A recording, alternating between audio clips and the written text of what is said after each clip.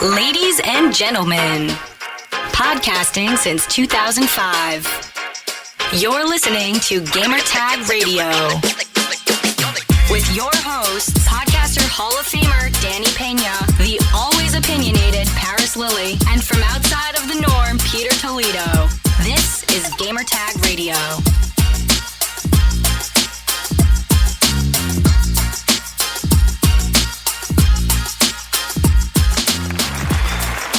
Welcome to Gamertag Radio episode 1105, and this is your host, Danny Pena, and joining me for this episode, we have Parris. What's going on, Parris? Good morning. What's going on, man? How you doing?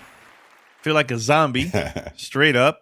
I haven't been sleeping, man. Like last night, I slept late playing zombies, and we got really far level. Actually, round 35, I think it was 35.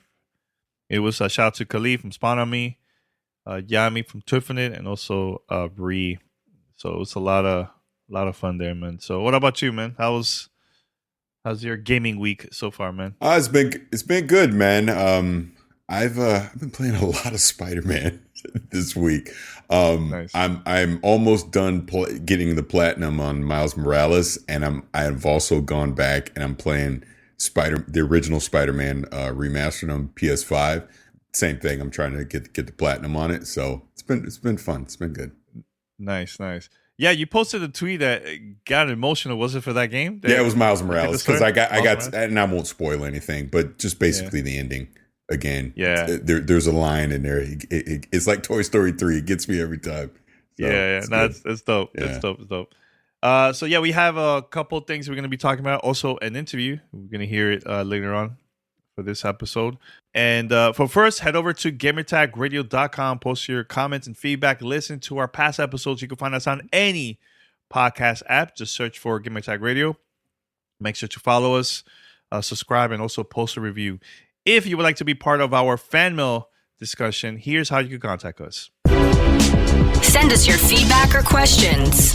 Give us a call at 786-273-7GTR. Email us at fanmail@gamertagradio.com or leave a message on speakpipe.com/gamertagradio. Please send us questions. We haven't done a fan mail episode in a while, and I would like to do that. Just strictly questions from everybody. So send it in, and we'll make it happen here. Yeah, so we have a couple topics here. But first, if you would like to send us questions here for GTR, make sure to send it in very, very soon because I want to do this for sure.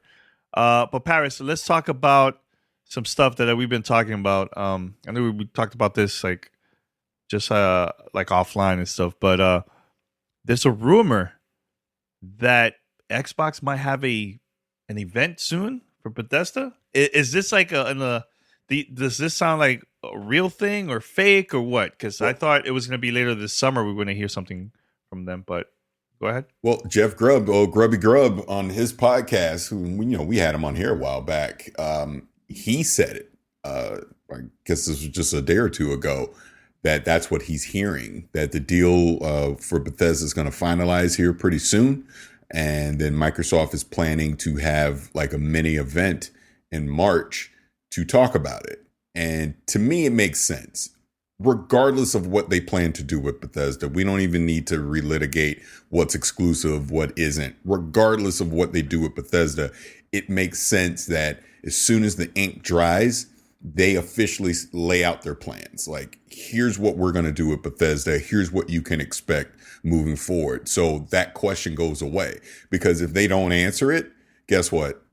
The summer comes, people are going to start interviewing, Xbox executives. That's going to be the number one question. What are you going to do with Bethesda? What's happening with Starfield? What's happening with Elder Scrolls? What's happening with Fallout? What's happening with the death? All that stuff's going to happen. So it would be very smart of them to just say, you know what? We officially own Bethesda now. Let's talk about it. Set expectations accordingly. No matter what they say, not everyone's going to be happy, right? So get it out of the way now. The people that are going to be upset will be upset, and then they'll eventually get over it and we'll move on. So I think it would be a very smart move for them to just go ahead and talk about it as soon as they possibly can. Why March? Why not wait to like a time where, because of what I just said, like summer? Why, but I'm saying E3, like for E3, like why? something like that. But why though? Why? I'm asking. No, you. I'm just saying. No, I'm asking you now. Why? Why would you wait when you could just get it out of the way?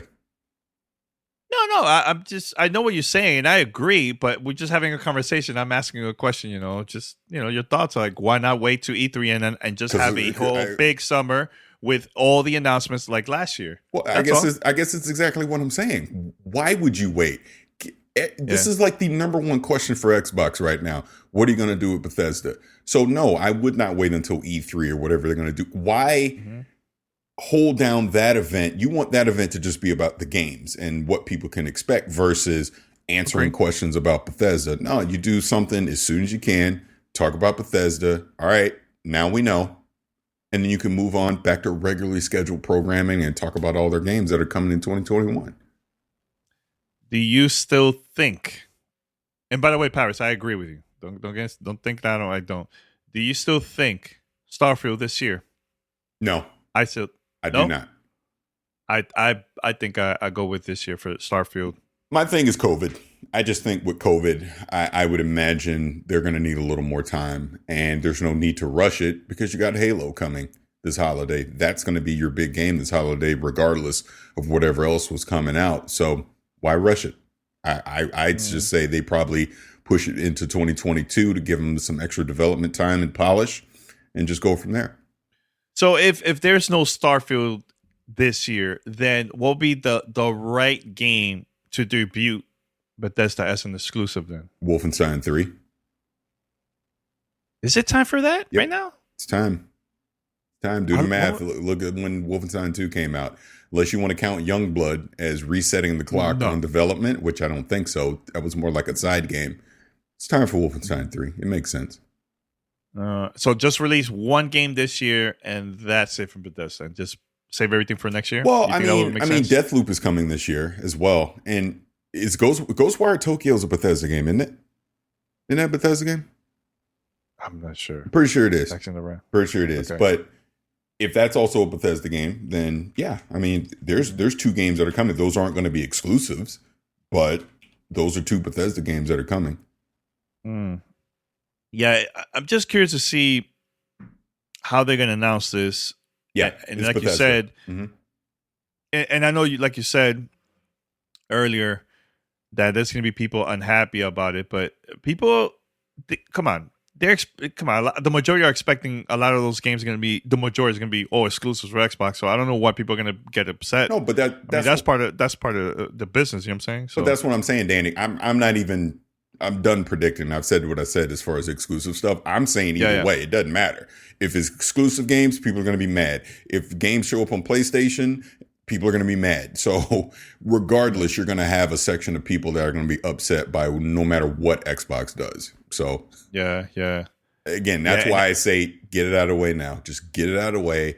That way people can talk about it now, so that by the time you do get to the summer when you want to unveil your holiday lineup, the focus is on that and not what Bethesda's doing. It's on the games that we know are coming.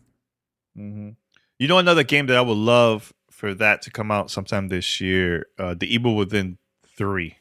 Because part 2 was really that's another good. IP they have. I keep forgetting that. Yeah, that's a really good game, man. So, yeah, I'm just curious to see how Xbox is going to manage, how they're going to like do this. Is this going to be no Phil, nobody from Xbox, is just strictly the Bethesda crew, P. Hines on stage, or like a digital video, and that's it, and have the developers talking about the games and just say, yeah, we're part of the Xbox family and move on? But do you think it makes sense to have a very short clip of Phil Spencer saying, this is a part of the Xbox family, here's what Bethesda planned to do, and that's it? I would imagine someone like Phil Spencer or Major Nelson, as an example, would be a part of whatever they're going to show, but it more of a do an intro, and then you're literally handing it off to Uncle Pete and let Uncle Pete talk about their plans and be done with it. That's really all you have to do. It doesn't need to be any more complicated than that. Now, one thing about Bethesda, and again, this is regardless if it's exclusive or not, remember, they're leaving Bethesda as a publisher.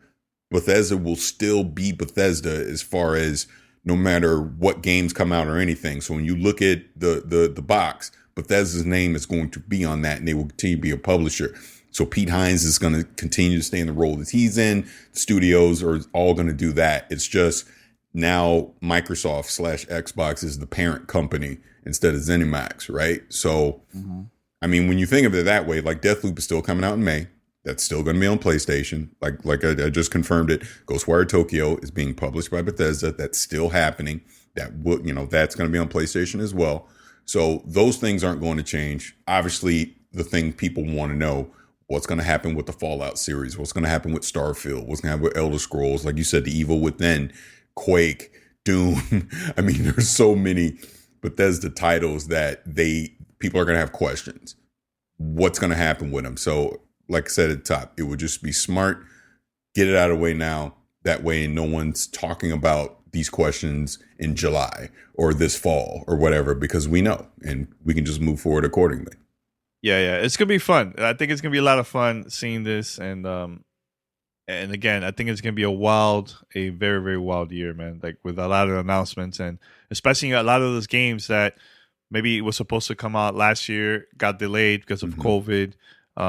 Yeah, we're gonna see a lot of cool announcements, man. So, but I know Parris, just a couple of days ago, we got an email from Microsoft announcing a feature which I know they've been teasing it now for like a couple of days now, of something that was coming for Xbox Series X and S, but there was no announcement until recently, and that a lot of the backward compatible games, there's a couple so far, now has a FPS Boost on the Series X and S, and those games are Far Cry 4, New Super Lucky Tales, Sniper Elite 4, UFC 4, and Watch Dogs 2.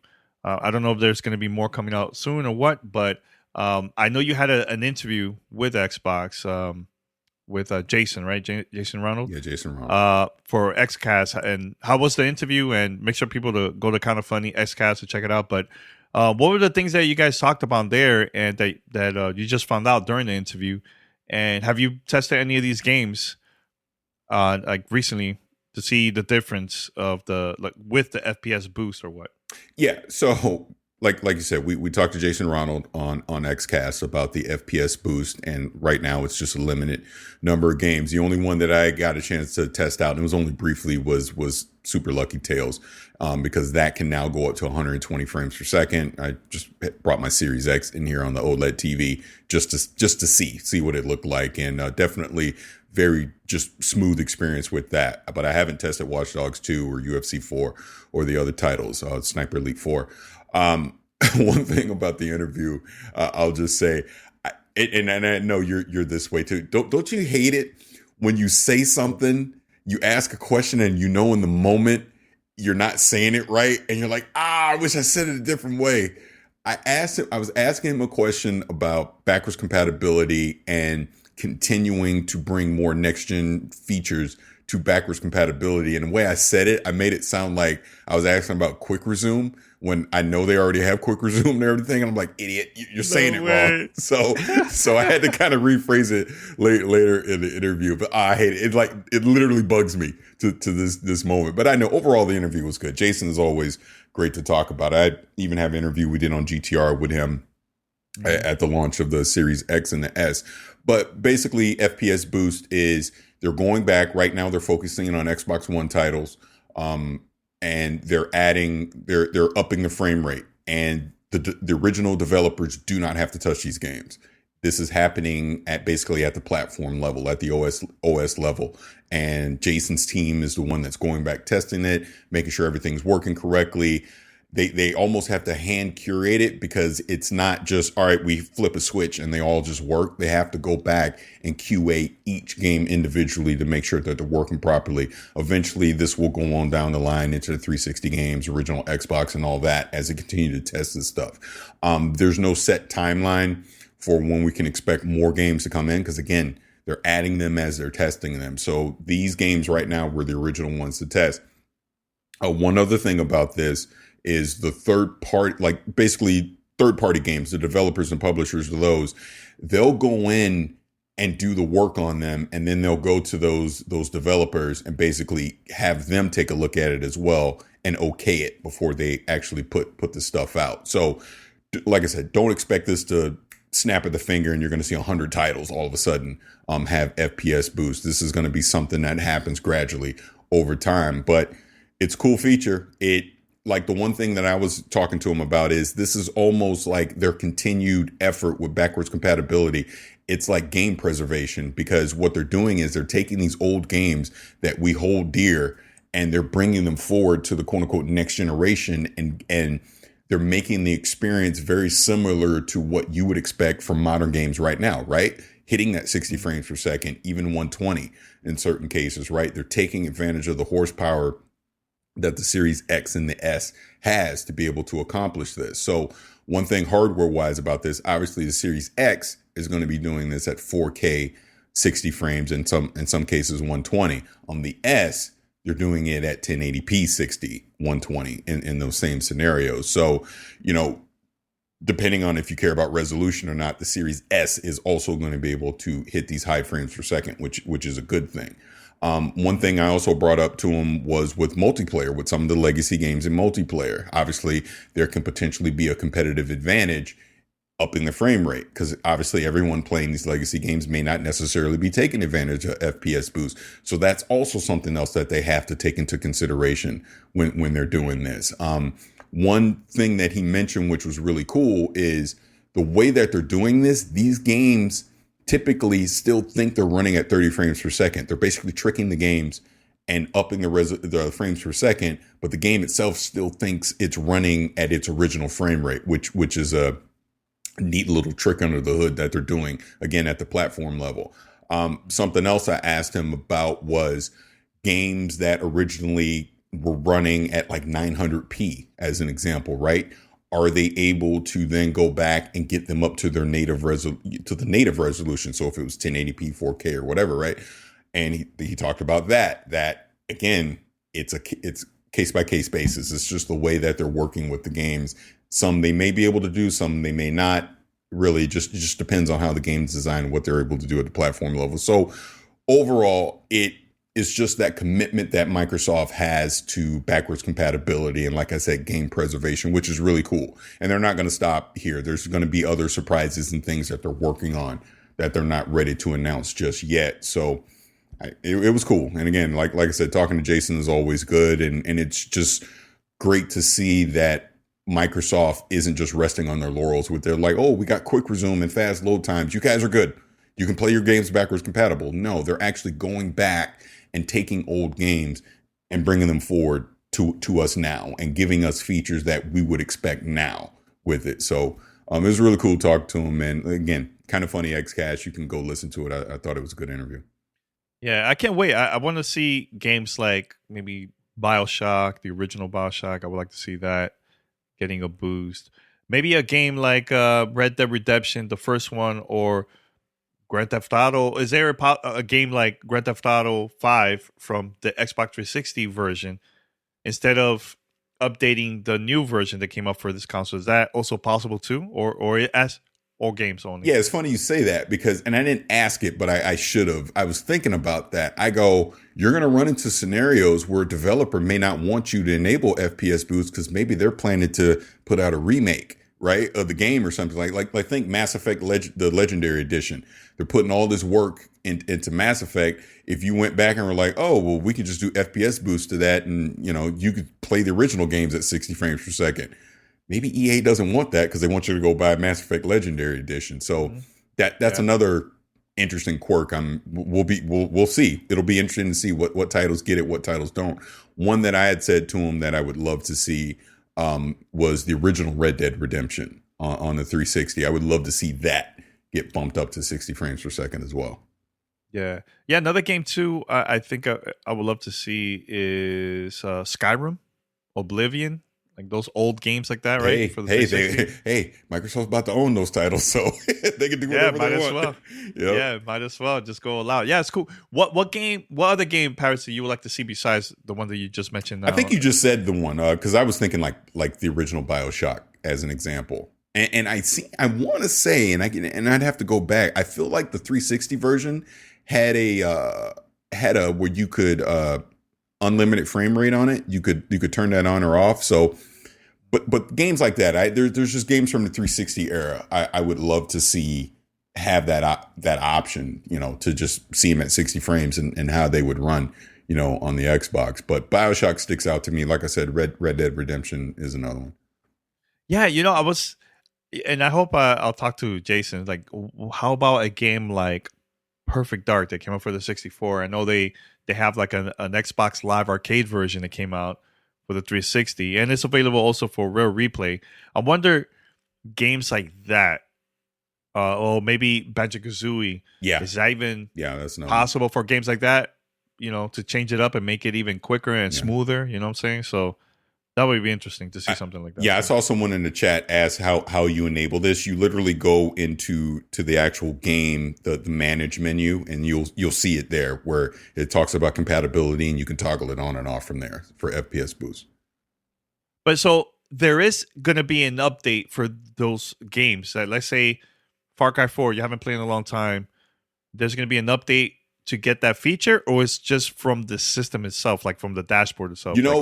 These games I didn't have downloaded, so I don't know if you already have it downloaded, if there's a prompt to update something in there. That I don't know. That I can't answer because I didn't have these games installed already. So when I installed them, obviously it was already compatible, like, because I just did Super Lucky Tales. So that I'm not sure. Honestly, I should have asked that question too when we were talking to Jason. But I mean, either way, we could ask. Yeah. We could ask online to see if but you would think. reply. I mean, you would think regardless, if you already have these games installed, it's just gonna do an auto update. On the 360, on the Series X, anyways. Mm-hmm. Yeah, and also make sure to also check out Midget Nelson's podcast. He also was there talking about this feature twice, actually. Yeah. So make sure to check it out. Really, really cool. Yeah, and I know YouTuber Colt Eastwood talked to Jason about this as well. He had a really good conversation with him too. So definitely check out Colt Eastwood's YouTube channel. Very, very cool. Now, a couple of days ago, wow, this is like an Xbox podcast today.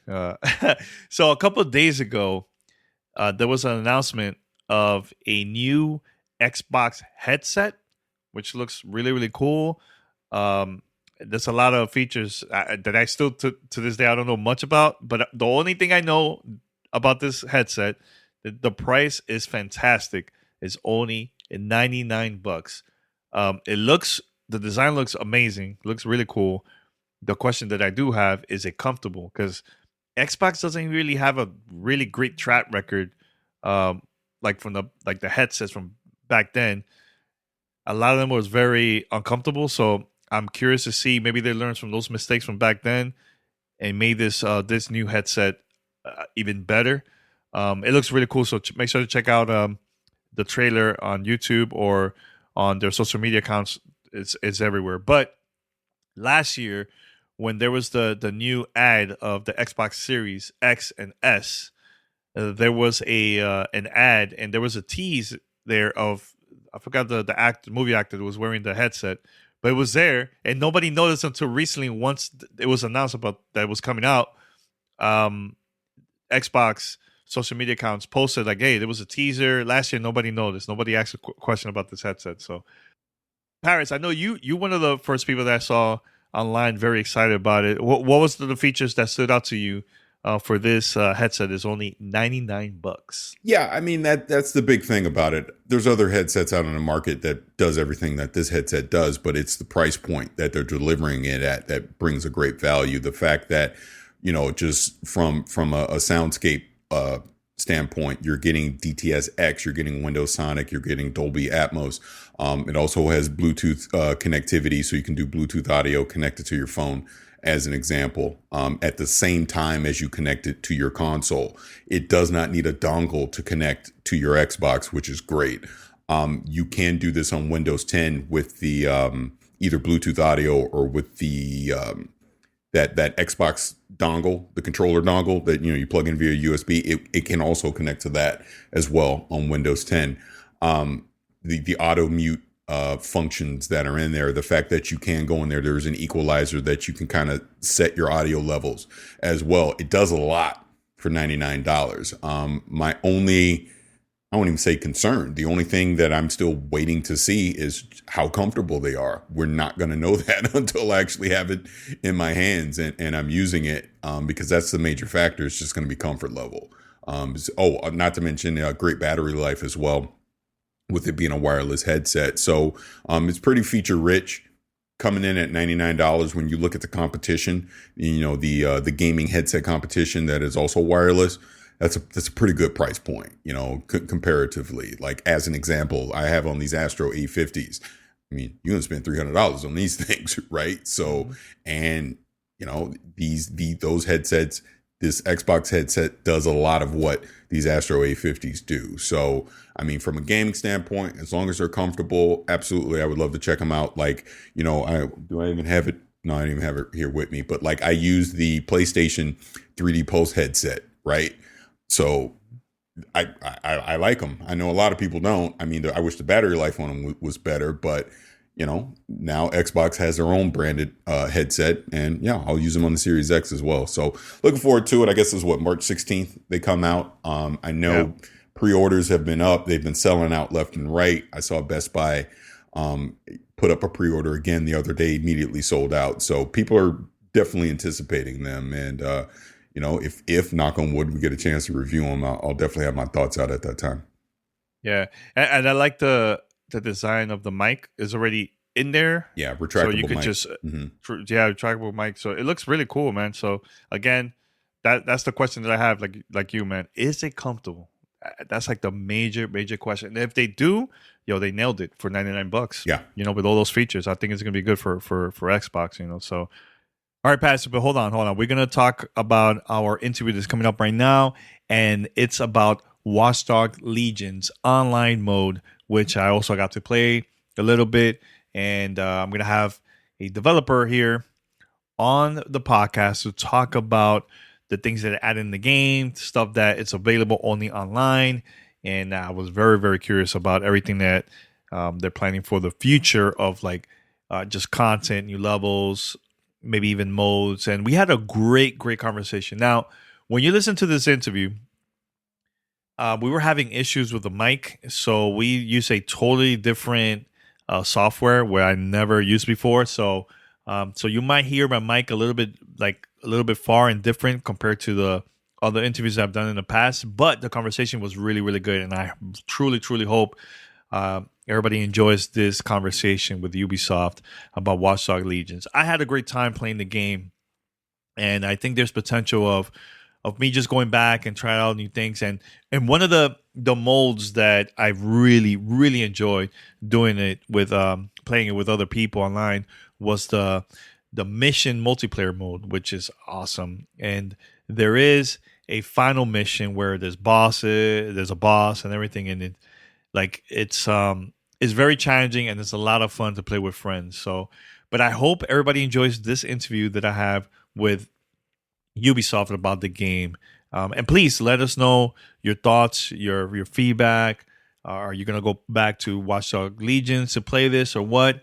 It's totally free, and you could try it out in a couple of days once it launches worldwide. So what I did was I connected my controller to the computer, and that's how I played. It wasn't through the console yet, but it's a lot of fun. Can't wait for all of y'all to try it out. It's gonna be a lot of fun, and I have a couple of videos where I'm probably gonna post it on Twitter so you can see it, and you can post your thoughts and everything there. So, so right now we're gonna go to the interview, but up first, I want to play this audio of my friend Doc Brooke that she's going to be promoting about her charity, and I would love for our listeners here to please support. I'm going to post the link of her charity under the description of this episode, so make sure to check it out and make sure to hit her up. Also, I'll put her Twitter account on our the description of this episode. So please give a shout out to Doc Brooke. Tell her that Gamertag Radio sent you. All right. Also, we're going to have here a sponsor. And once we play our sponsor, we're going to go straight to the interview. And then we have one more topic. Yes, one more topic. Parris, that he wants to talk about Halo 5. He went back and played the game. And we had a great conversation about that.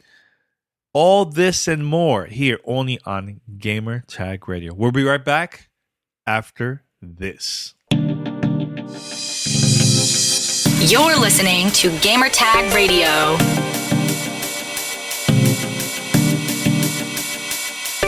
Hey, Gamer Tag Radio listeners, we're going to continue with the show, but first, let's talk about our sponsor, Oregon State University Ecampus. As a Gamer Tag Radio listener, you know what it's like to be part of an engaging online community. At Oregon State University Ecampus, creating that type of environment for students around the world is what they do best. Oregon State University is an innovative provider for distance education with over 80 programs to choose from. Advance your career by earning in-demand degree in fields like computer science, data analytics, or business. I even mentioned this a couple weeks ago that if you would like to do more and learn about digital content, how to create digital content online, this is the place to go. Plus, all online programs and classes are developed by the same world-class faculty who teach on campus at OSU. Plus, you can get to join a worldwide network of students as you pursue your degree online. You can be part of Oregon State online community too. And if you find out more information about this, please let me know on Twitter or on Discord. And for those that don't know, see for yourself why Oregon State Ecampus is consistently ranked in the nation's top 10 by U.S. News and World Report. So, GTR listeners, all you have to do right now, go to the description or listen to this. Visit ecampus.oregonstate.edu/GTR to find that program that fits you best. That's ecampus.oregonstate.edu/GTR. Hello, Gamertag Radio listeners. My name is Doc Brooke. I'm a full-time charity streamer on Twitch, and I appreciate taking a moment of y'all's time to chat with you about the Black Trans COVID-19 Relief Fund. The pandemic has been so hard. Podcasts and content creators have helped me so much with maintaining my emotional and mental health during this past year. I bet a lot of you get what I mean. Y'all show up for amazing fan mail episodes, Twitch streams, and more for this community. This is an opportunity for us to give back to other people who are in need and may need additional help during these difficult times. Through the month of March, I am raising money for the COVID-19 relief grants given through the Black Trans Advocacy Coalition. These grants help people pay for medical care, food, and rent, among other needs that they may have. Donate during any of my Twitch streams or donate directly here at streamelements.com/docbrook/tip. All tips and donations collected between now and March 31st are going to go directly to this charitable fund. Thank you for your time. Stay safe and stay healthy, friends. This is Gamertag Radio. Voicemail at 786-2737-GTR. Hey Danny, my name is JP Cambiotti. I'm the online director on Watch Dogs Legion. I've been at Ubisoft for a little bit over 20 years, and I'm actually based out of the Montreal office. Yeah. So I tried the multiplayer last week, and I had a blast. It was a lot of fun. Very challenging, by the way. How you guys came up with the concept to add these multiplayer modes in Watch Dogs Legions? So the online is actually made up of our kind of design strategy behind it was really to take the play as anyone feature from the main game and try to make that shine in an online setting. So there's really two facets to it. The first one is being able to build up your team of operatives. So that's going out into the open world, finding the operatives that you want to add as part of your team, and being able to recruit them using influence points. The way the online progression works is that everything needs influence in terms of it's really the gameplay currency for online.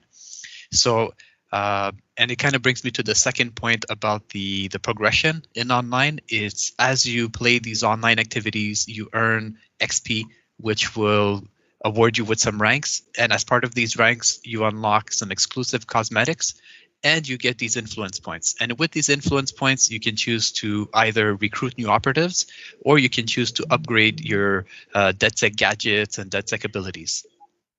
So when I played, I played with friends. We got together and everything, and it was like an easy process from there, right? Now, when it comes to like randoms, like how that's going to work when you start a match, is that just going to pick up people that are in the matchmaking? How's that going to work? Yeah, so the online does have a matchmaking system. You can also, you can choose to do private sessions so that only your friends are in. You can jump into a public session, and when you do, the matchmaking is on. It'll matchmake you with strangers, so you can go into the open world experience and just kind of have like a public session where you're kind of doing your own thing in the open world, but there's other like strangers that are connected. And there'll be gameplay, like dynamic gameplay opportunities to do in the open world. For example, we have these dynamic city events that will kind of act as a call to action, where the players that are in the open world are going to want to regroup momentarily to complete this objective and then go their separate ways. And for players that want something like a little bit more high intensity, we have the online missions. So there's two forms. There's the co-op missions, which are, we start to introduce the idea of like team play and cooperation, and you need anywhere between like 2 to 4 players, and you get in there using the matchmaking system. And then we have the tactical ops, which is really like taking the teamwork to the next level. So I think it's what you were mentioning before, that it's like a little bit difficult. So these are meant to be like kind of like the end game missions where you really have to like build up your team. Ideally you go in there with players that but even if you don't know them, it's okay, because you'll be able to have ways to communicate, collaborate together, and you'll have these objectives that you can do simultaneously, and it's really like relying on the dependence of your teammates. Yeah, there was a couple missions that it took us a while to figure it out, and there was one which I'm not going to say which one it is, that it was extremely tough, and that was normal difficulty. Can you make it even harder if you finally like finish it and you want that extra challenge? You can do that too, right? So the tactical ops they're set to specific difficulty levels, and it's actually like a series of 5 missions where they start in intensity and difficulty, and they culminate up to a boss fight. So you won't be able to change the actual difficulty, but what you can do is you can retry that mission with different operatives. All of the missions support what we call on Watch Dogs like a 360 approach. So you have different ways of approaching the objectives, different ways of relying on your teammates. Also, there's complementary abilities that you can and loadouts that you can choose to take, which will definitely make it like harder. You can give yourself objectives of let's all try the granny and try to complete the tactical ops using the granny, which I think is going to be really, really difficult. But I mean, it's definitely an option that's on the table. Which one is your favorite for you when you try these when you try this rollout? I really like personally taking the Albion soldier and benefiting from like the costume that the Albion guard can wear, and then just kind of sneaking into the layout, not alerting the enemies. I'll disable the security systems and make sure that my teammates can get into the layout. See, for me, I don't have the patience to sneak in. I'm one of those like, okay, you guys are ready? All right, let's go in. Like that's my type of style. So to this fire a warning shot as soon as you start. All right. Let him know. Yeah, but it was fun. I'm not gonna lie, I had a blast playing. Like we didn't want to leave, but it like at the end, it just like it was draining because we couldn't figure out the last mission for us. But man, it was a lot of fun. I can't wait to try it out again once a game the features are already available. And when is that coming out? And in terms of like the tactical ops, I know it felt really difficult. It's normal. It's kind of like we gave you access to an end game content where ideally players will be building up towards this type of content, building their team of operatives, making sure that they have the right loadout, and then attacking this content when they feel they're ready for it. Is this also going to have crossplay, or this is just not going to have that at launch? So for launch, we don't actually support crossplay, but it is something that we're working on in post-launch. As part of our post-launch plans, we want to first support crossplay across the same platform family, like PS4 playing with PS5. And for later on, we're going to be investigating what else we can do for crossplay. Yeah. No, it was cool. I can't wait to see the reaction for everybody. And let's see how long it will take people to finish the missions. That's the one that I'm really curious, So, So, what was your favorite part about working on this project, on this online mode? I really liked the challenge of having this innovative concept, which is the play as anyone feature, and seeing like how do we apply this to an online setting. It presents, I think, its own set of design challenges. Usually players are very individualistic, so they want things that will better themselves. So how do we take this concept and apply it to an online setting where you're trying to work cooperatively with other players? And I'm particularly proud of the way that we were able to take the essence of the recruitment system from single player, and instead of making it mission-based, leverage-based, we put this kind of gameplay currency on it. So it introduces this kind of like online progression where the more I play, the more I progress by earning this gameplay currency called influence, and then I can take these influence points and spend them on my team, or I can spend them on my existing characters to build up their abilities. All right, and my last question: Why should people that have watched our Legion should go back and try this out? Well, I think the online really brings something new to the to Watch Dogs Legion. The events of the online take place after the events of the single player, so I think there's something new in there for players to take part in. Also, the way that the progression works, in the sense that you'll keep unlocking these exclusive rewards that you can only find in online, is really like a way to have access and get a glimpse of something new that you won't be able to find in the single player experience. All right, well, cool. Thank you so much for the interview, and I can't wait for the release, man. Congrats. Thank you for having me. You're listening to Gamertag Radio.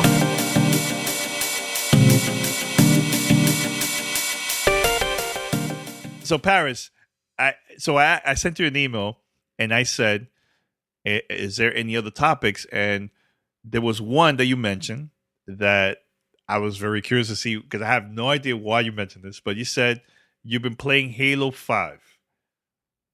There's an update about this. So, is it a multiplayer? Is it a story? Have you changed your mind after playing this again years later? Halo 5. Before I get into that, because I'm looking at the chat, we definitely need to at least address Nintendo Direct. I know we live streamed and talked about it then, but we should probably bring it up here at the end as well. Just FYI. Yeah. So, Halo 5, with Halo Infinite coming this year and just all the excitement around that, I was like, you know what? I should go back and play the campaign of Halo 5. Let me see 5 years later if I change my mind from what I thought back when it originally came out. Because remember, I did not like this game when it originally came out. And I'm talking strictly the campaign, not talking about the multiplayer. So I've been playing it over the last couple weeks, and I don't like it. I don't. My thought has not changed at all from 5 years ago to now.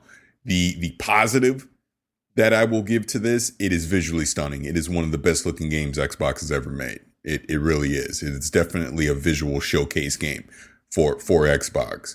The guns are great. I mean, typical Halo weapons, all those are good, feel good. I have no issues with the weapons that are in the game. My problem continues to be the AI is atrocious. I mean, the co-op AI as well as the enemy AI is just all over the place. It's just not good. And that's a problem because the level design, this was clearly designed to be a co-op experience versus a solo experience. If you play this game solo with your companion AI, this is just some of the dumbest AI on the planet. They will run into harm's way consistently. They will be downed consistently. And God forbid you get down all they're going to do is run to wherever you are. Whatever got you is going to get them, and you just have this dog pile of dead Spartans all in one spot, and then you got to start over. I also have an issue with the checkpoint system because they go long stretches without a checkpoint on certain missions. And that can be frustrating because if you run into a section where you have all the Spartans dying in one spot, you start over and have to go all the way back and do everything that you just did all over again. I literally chucked my controller across the room at one point, and my wife looked at me like I lost my mind. And I didn't care because I got mad. But it's just not a good campaign. It's just simply not. The story, I still don't 100% understand what they were trying to accomplish with the story, because this whole Locke versus Master Chief thing never truly materialized. Obviously, there was that one moment where they quote unquote fight or whatever, and he cracks his visor. But I get it. Cortana with the rampancy, she was losing her mind. She basically was becoming evil. I get all that, but it just wasn't very coherent. But it's a damn shame because, like I said, it's just so like some of the worlds you go to and everything, just the visuals on it are beautiful. They just are. It's really good. I don't like how you had to, what was it, the warden or whatever the hell, one of the guardians. You keep fighting that same boss over and over. That wasn't great. There should have been more different type of bosses and more diverse type of boss encounters in the game that just simply weren't there. Halo 5 is just disappointing from a campaign standpoint. I just hope, and I'm pretty sure, but we'll see in November, that 343 has learned their lesson from this. This is part of the reason they're going back. What is it, Zeta Halo? They're going back to their roots of Combat Evolved and getting Halo back to where it should be from a campaign level. Let's see where the story's at. Let's see how Cortana is involved in this. Let's hope they can kind of just reestablish that relationship between Chief and Cortana, because that's what Halo is all about, in my opinion. But Halo 5 is just simply not a good game. There's no other way I can sugarcoat it. It is not a good game. And everyone knows this. We've litigated this game plenty over the past 5 years, but it's interesting revisiting it now. And I think when you look at other shooter games in this space and compare it to what Halo 5 is, it really stands out now that, like, yikes, what were they thinking with this? I really wish they would have potentially delayed it and worked on it more. Obviously the marketing didn't match the game. It was a mess, and hopefully they learn from it, and we get a lot better here with Halo Infinite in November. Yeah. It had one of the coolest intros too for a Halo game. It did. The intro's really cool. The intro's fun. Yeah. And it's all downhill from there. Yep. But I do enjoy the multiplayer. That's one thing I have to say. Yeah. I think Halo has always been good when it comes to multiplayer. Story has been like here and there, So yeah, Halo 4 wasn't that bad. The story was okay. It was so much better than Halo 5. You know what I'm saying? Yeah, I think Halo 4 gets very undeserved grief, in my opinion. I enjoyed Halo 4. I did. I thought Halo 4 was good. I mean, there's some things you can argue about with the Forerunners and all that wasn't that great. But overall, I really enjoyed it. I enjoyed, like, at the very end, not to 100% spoil it, but, that final encounter with Master Chief and Cortana. It was touching because it felt earned from the previous relationship, that we've seen, through the other Halo games. Yeah, I enjoyed Halo 4. It was fine to me. 5, I did not. I definitely did not. Yeah. And let's keep it real. Parris mentioned this multiple times throughout the years. He said Halo 4 should launch as an Xbox One launch game. Look at the timeline. The Xbox One came out in 2013. Halo 4 came out in 2012. Why? You might as well put it on the Xbox One. I'm telling you now, and I've said this multiple times. We would be in a different timeline if Halo 4 launched with the Xbox One. I'm telling you, it would have been a system seller. People would have sucked it up, bought that stupid camera at $500. We're having a different conversation about the Xbox One. In a way, thank God, maybe it didn't. Because I think Microsoft did need to change their strategy, 100%. Maybe Phil Spencer's not even the position he's in right now. We don't have all FPS Boost and Game Pass and all that stuff. So maybe things should have stayed the way they are. But Yo, I have been asking this question, for 8 years now. Why? Yeah. Why did that game launch on the 360? It should have been on the Xbox One at launch. Yeah, and the system did pretty good, the Xbox 360. It was just like, why? That's a question but it was like at the end of the life for the console. You didn't need to sell the 360 anymore. You needed something to sell the Xbox One. What better way to do it than, it was the return of Master Chief. We had not seen Master Chief since 2007 at that point. Think about it. It'd been 6 years if they would have waited to 2013. They should have done it. I would love to have been in that conversation when they decided to do that. Yeah. One day. Yeah, what? Go ahead, Pat. No, I was going to say, and if anything, it would have given 343 another year of polish on Halo 4 as well. I'll never understand it. One day, I hope we have an opportunity to ask that question. Oh, I hope I do too. I hope I do too. I would love if I had a bucket list thing. If we ever get that Bonnie Ross interview, that we obviously COVID screwed that up, but we would have had it already. But if we get a chance to talk to Bonnie Ross again, I'm asking that question. I have to ask that question. And you're gonna look straight to the camera, Bonnie. Why? Yeah. What? Obviously, I'll say it in a respectful way, but it would just be like, looking back at Halo 4, was it a mistake to put it out on the 360 and not launch it with the Xbox One? I would love to ask that question. You know what? Maybe it's not her that I should ask, because that's probably out of her control. Honestly, that's probably a Phil Spencer question. I really wish we could have asked Phil Spencer that. But then again, he wasn't in charge back then. I don't know who to ask. No, I don't know who to ask. That was Don Matrick right there. Don Matrick. Yeah. Very quick, Parris. I know this has been a crazy week for Nintendo fans. Yeah. Because there hasn't been a Nintendo Direct for over 500 days. And there was one for 50 minutes. And we streamed it. We did a cold stream, and we mentioned our reactions about the announcements and everything. So we're not going to talk about every single game, but the ones that stood out to us the most, right? So again, 50 minutes. They showed a couple games and also a DLC for Smash, which is crazy that game is still getting DLC years later. So and I'm glad it's still getting a lot of support from not only from Nintendo but also from the fans overall. People get excited every time, man. So we got to see Splatoon 3, which I love Splatoon. Big fan of the game. Can't wait to see it. I know they show a video announcement, but that's not the official graphics of the game. Just wanted people to understand. But I'm excited that a new one is coming out. Also, Fall Guys is coming out for Nintendo Switch, and also for Xbox. And I just hope there's some type of crossplay. I think it will be cool. But it's coming out later this summer. Mario Golf Super Rush. That's another game that we got excited, and we talked about this during the live stream. But multiplayer sounds very interesting. I know there's one feature called Speed Golf that let's say there's 4 players online. You hit the ball, you run towards the ball where it landed, and you continue until you win the whole game, right? So it looks very, very interesting, very challenging. I can't wait to check it out. Now, there's one game, and the reason why I'm mentioning this very quick stood out to me because I'm a fan of Star Wars, but I am not a fan of the developers that are working on this. Zynga, they're working on a new Star Wars Hunters game.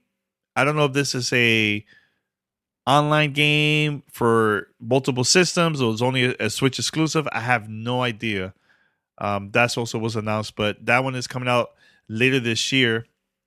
Knockout City, which I gave out some codes that for the PC beta, this is still running right now as we recorded this right now. So was there any Apex Legends? I'm excited for that. That's coming out March 9th, which I'm very, very excited. There's cross-play in there, but there's no cross progression, which is very, very disappointing. So any other game from here? I mean, there's a lot of other ones, but any other games that stood out to you, Parris? No, I mean, the ones that stood out for me personally, obviously Fall Guys coming. I mean, that was, and it's coming to Xbox too. I guess we didn't talk about that as well, but It's good. The only missing piece is there's still no information about potential crossplay, if and or when they will ever do it.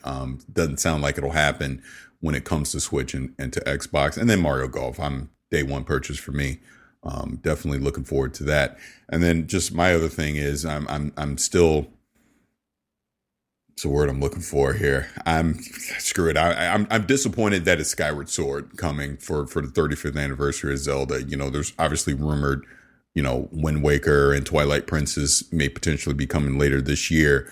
But to try and charge me $60 for Skyward Sword, a game I did not like when it originally came out, there's no way I would purchase this game.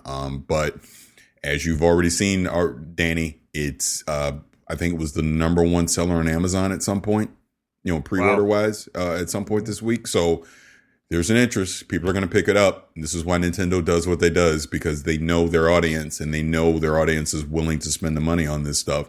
I just so happen to not be one of those people. If it was Ocarina of Time or Majora's Mask, I would have threw my money right at the screen.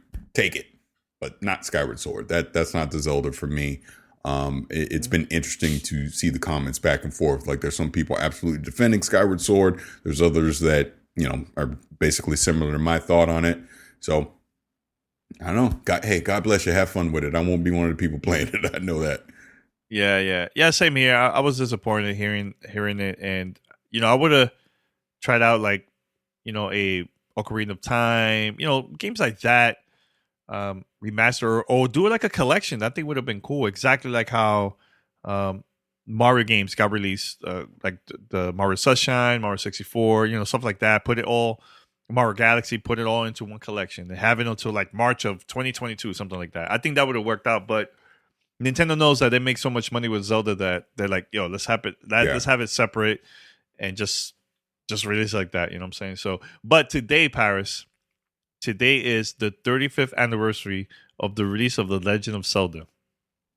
35 years ago, it came out today here in the United States. So where were you when the first Zelda game for the NES came out? Because for me, I was in New York City, and I remember seeing a couple of my friends having the game, but they were like, yo, I have the gold cartridge. That was like something epic back in the days. I'm like, oh man, I want to get one of those too, man. So where were you when the first time you played Legend of Zelda for the NES 35 years ago? I was in high school. I was a freshman in high school. That's where it was. I don't remember. In the 80s? Yeah. 85? It wasn't 85. What year? 80? What year was it? I thought Zelda was 87. Was it 87? Yeah. Let me see. Yeah. Let me double check. Sorry, I'll edit this because I don't remember. Let me see. Sorry, man. I just woke up, so I'm like, not 86, actually. That was kind of right.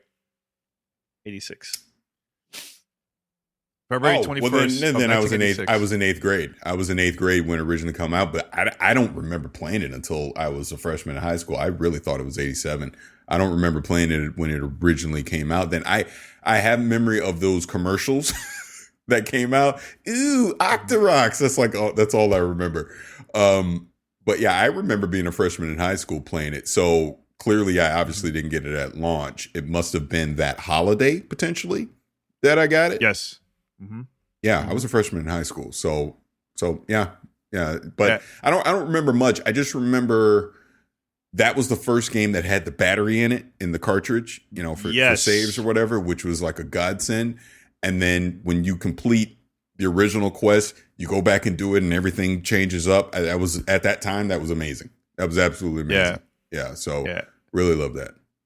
Yeah, for those that don't know, this game came out in the United States August 22nd, 1987. So over a year after the release in Japan, which is February 21st, 1986. Oh, wait. So you were right. So I was right. Okay, hey, look. Yeah, I knew right. I wasn't crazy. I'm like, I remember playing this in 87, not 86. So, okay. Yeah, but for those that don't know, back in the days when that game came out and it had the battery inside for you to save your game, when the battery dies, the only way the battery will work is if you have the cartridge inside the console. Don't take it out. As soon as you take it out, everything will get erased. So, because once you put it inside, it give it like that little electricity boost, and it will work a little bit, and that's why you have to leave it in there. So I remember doing that for multiple games from back in the days when it came out like that had batteries and you could save games back then, man. But yeah, dude, I remember I remember saving it for the first time, and my mind was blown. Like, wow, you can save games? What? This is crazy. This is so dope. Now it's like whatever, but back then it was really, really cool.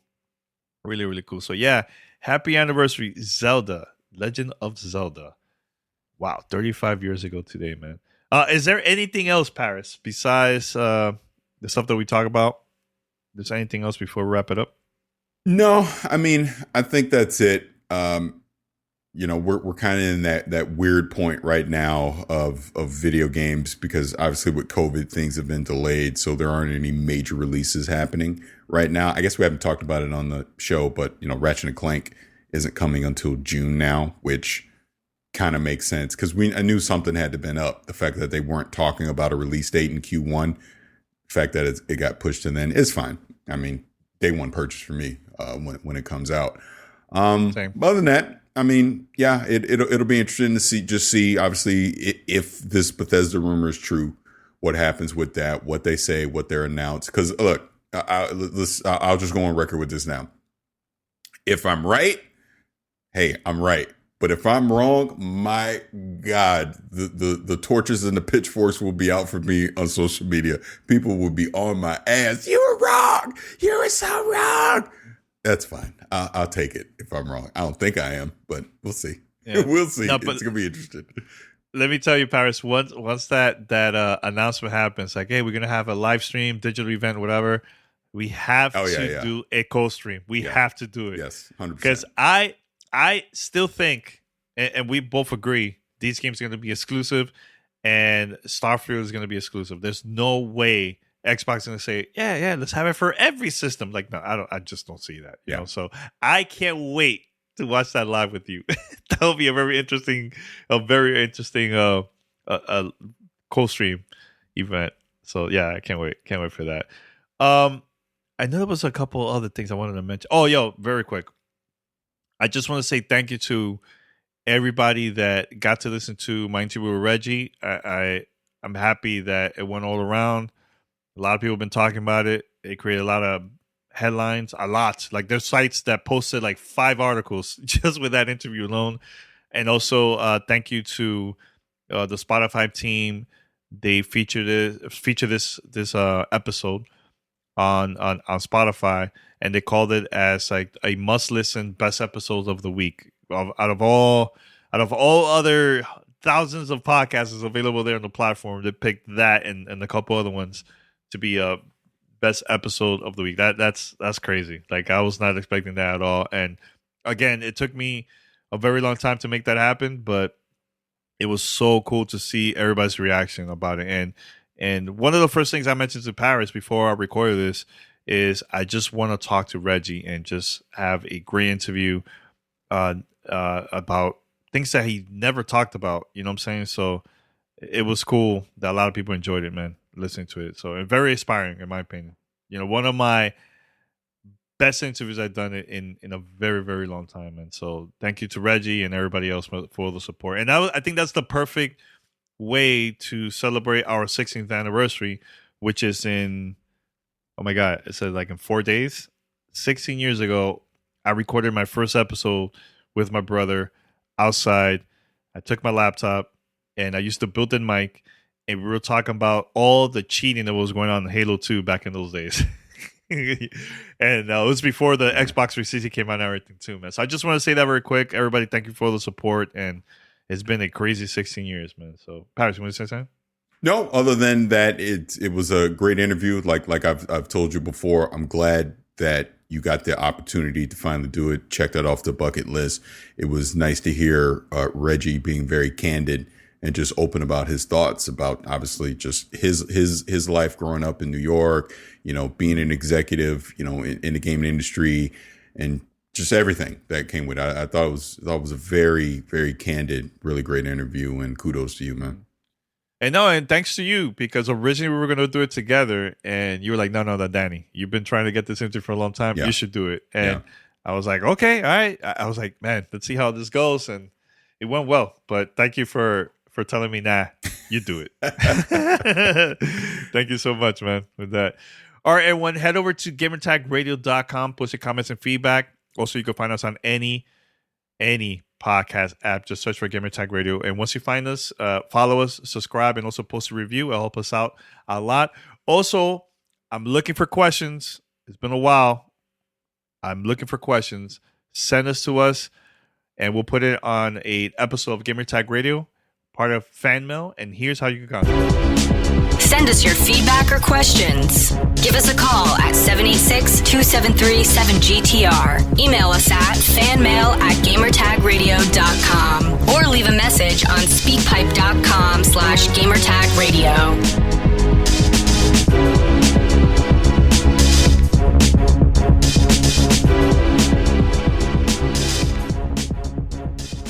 All right, we're going to wrap it up here. Everyone, thank you for watching on Twitch. That's twitch.tv/Gamertag Radio. And thank you for also joining on Discord. And that's discord.gg/GTR. Go over there if you would like to talk to other people within the community here in GTR. And then that's about it, man. Everyone, thank you for listening. Until next time, I'm out. And also Parris. Peace. Thanks for listening to Gamertag Radio. Be sure to like us on Facebook and follow us on Twitter.